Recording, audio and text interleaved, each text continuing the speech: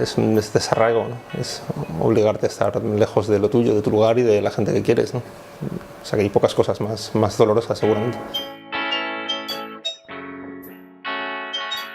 Es una leyenda que aparecía en los mapas antiguos, ¿no? de la época medieval, cuando aún no sabían cómo era el mar, el universo conocido, pues ellos cartografiaban hasta donde sabían y luego a partir de un momento cuando ya no sabían cómo seguía aquello, ¿no? qué había a partir de ahí, en los mapas ponían esta leyenda, ¿no? Aquí yacen dragones, que era una advertencia en realidad, ¿no? Era una manera de decir no sigan por ahí porque les aguarda lo desconocido y lo desconocido siempre se interpreta como un peligro, ¿no? Como algo malo, dragones, ¿no? Lo real es muy importante, pero al final es como que lo fantástico se late como en el corazón de todo eso, ¿no? O sea, lo fantástico explica todo lo demás, ¿no? Todo lo real para mí, ¿no? En el libro.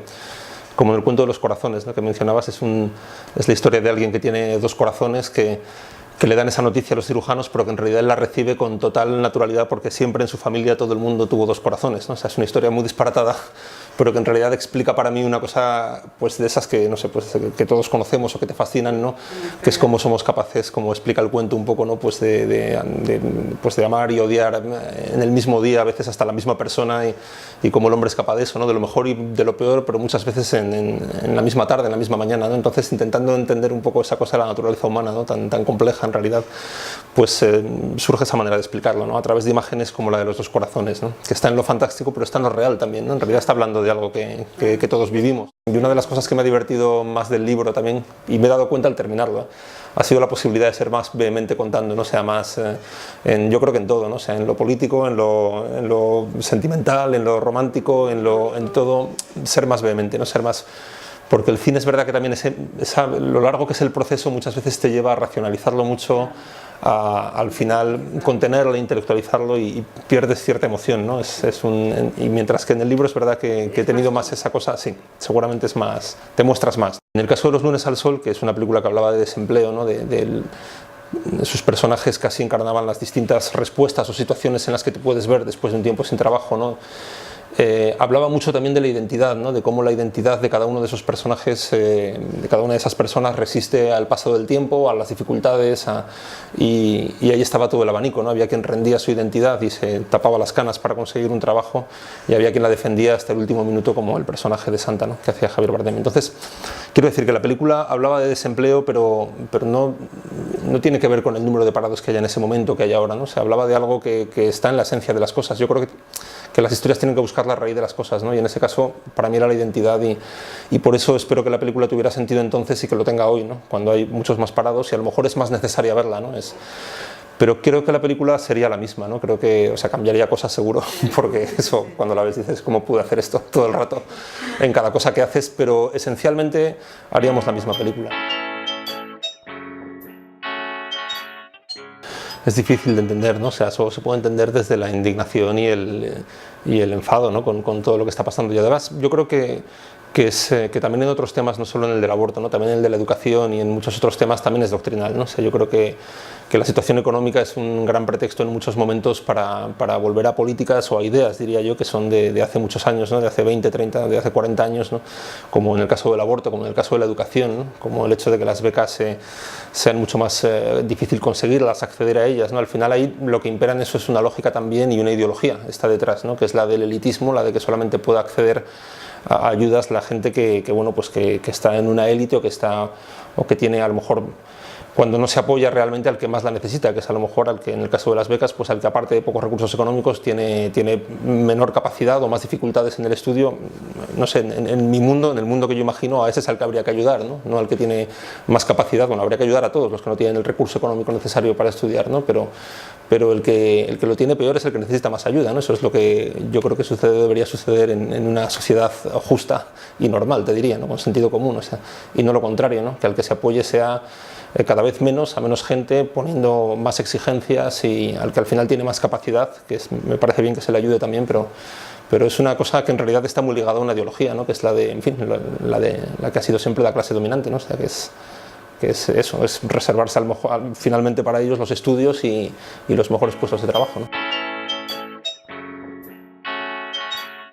Es muy obsceno, ¿no? Es muy grosero además, o sea, eso es como, quizá lo más sorprendente de todo para mí es eso, ¿no? O sea, ya entrando un poco más en algún matiz, ¿no? Porque es un poco la obscenidad con la que se produce todo eso, ¿no? O sea, es decir, que nos lo cuentan, ¿no? No hace tantos años también, cuando el desempleo empezaba a ser muy alto, pues al mismo tiempo veías en los informativos directamente, ¿no? Pues los dividendos anuales millonarios de los bancos y decías, ¿cómo es posible, no? O sea, que por lo menos que no lo cuenten, ¿no? O que hagan, pero además te lo comparten contigo, ¿no? Como la bonanza de unos frente a la situación trágica de tantas familias, ¿no? No sé, a mí esa parte me choca mucho, ¿no? Y también, no sé, también me sorprende a veces la paz social que hay, ¿no? O sea, para lo difícil que está la situación y sobre todo para esa obscenidad, ¿no? Que es la que más te puede sublevar, la que más te puede revelar, ¿no? Hay un cuentito en ese libro que se llama Derechos que habla de eso, básicamente, ¿no? O sea, es un poco los derechos de la gente en dificultades, ¿no? La gente que no tiene eso, pues para pagar una casa, para pagar la comida a sus hijos, está ahí, lo intento contar a través de la ficción en ese cuentito, pero lo que me sorprende es eso, ¿no? La tranquilidad de la gente y la paz social, ¿no? Y la gente es santa al final, ¿no? Gente trabajando muy duro y luchando mucho, ¿no? La gente de la plataforma antidesahucios o en fin, mucha gente, ¿no? Defendiendo su sector, que es la manera de ayudar a todos, pero también pensando eso en la gente y en el daño que se le va a hacer, ¿no? Y luego un poco, o sea, también por mi experiencia, cuando he trabajado en algún documental cerca de gente así, ¿no? Que tiene como ese compromiso con la lucha y con la defensa de los derechos, hay una cosa que es que casi siempre, o sea, pocas veces tiene que ver con su propio interés, ¿no?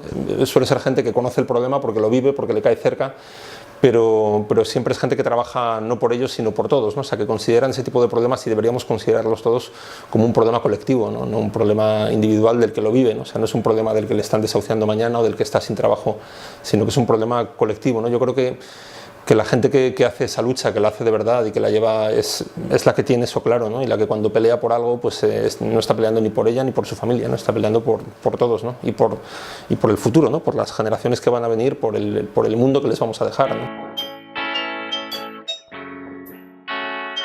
Yo creo que se han hecho muchas cosas que se acercan mucho a eso, ¿no? O sea, por ejemplo, las manifestaciones que se hacían frente al Congreso de los Diputados en Neptuno, ¿no?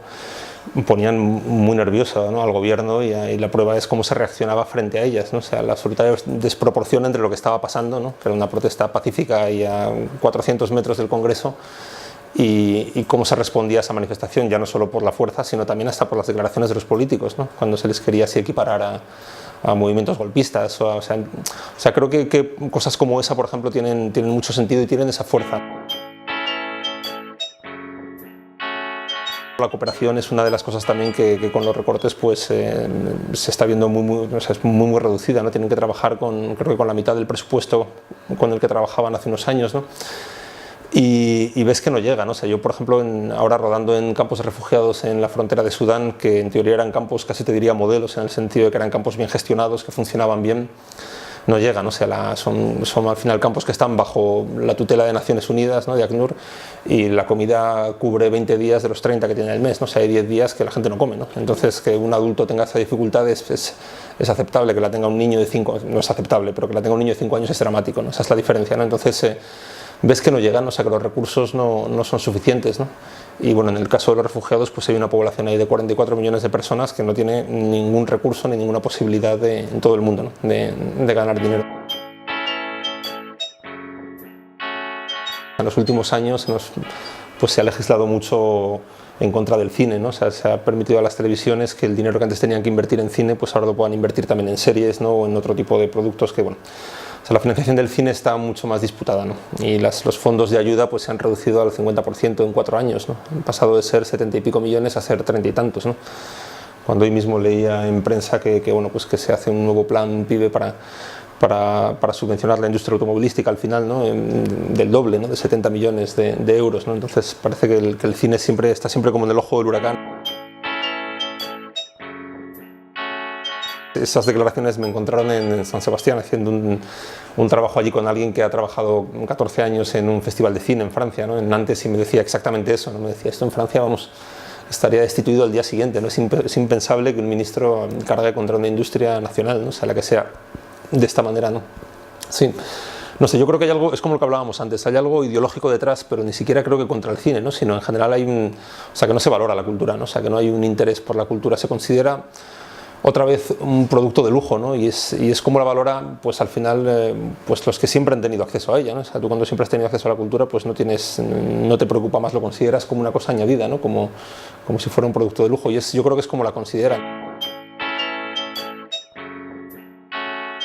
Hombre, yo creo que por muy golpeados que estén muchas veces y por muchas equivocaciones que cometan, que también, no sé, en las últimas negociaciones de los últimos convenios colectivos o las últimas leyes de empleo, ¿no? Vamos, yo creo que las últimas 2 o 3 que ha habido son todas igual de vergonzosas, ¿no? O sea, son necesarios, ¿no? Lo que es verdad es que si se echa de menos que sean más eficaces, ¿no? Que tengan más ascendente, que tengan más... pero son necesarios, ¿no? Deberían tener más fuerza.